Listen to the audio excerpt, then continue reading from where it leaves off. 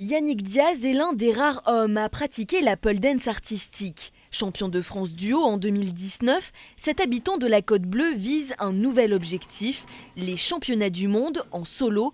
Ils se déroulent en juin prochain au Canada. L'acrobate aura 4 minutes pour séduire un jury. Le grip le plus dur, c'est celui-là, parce que en fait, il y a le pouce en moins, et donc on glisse beaucoup plus facilement dans cette posture que là où le pouce verrouille la position. Et du coup, en compétition, les figures valent plus de points en fonction du type de grip qu'on utilise. Donc par exemple, là, quand je suis comme ceci, ça vaudra moins de points que comme ça.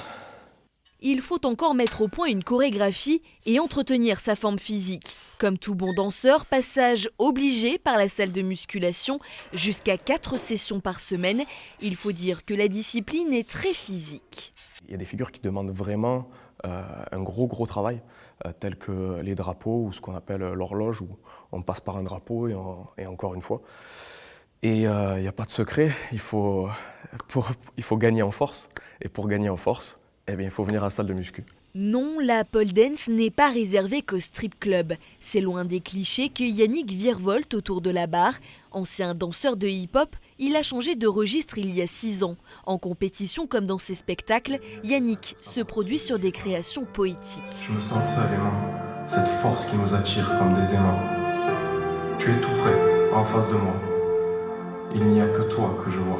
Ma famille artistique va plutôt du fond vers la forme, de l'émotion vers le visuel. Et c'est eux qui m'ont transmis le goût de la poésie de manière large.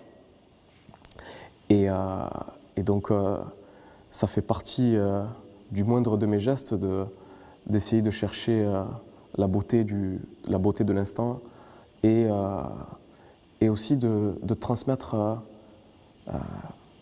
un petit message, quelques paroles qui peuvent toucher les spectateurs. On lui souhaite de remporter un titre aux mondiaux avant peut-être les Jeux Olympiques. La pole dance n'y figure pas encore, mais qui sait, dans quelques années, peut-être.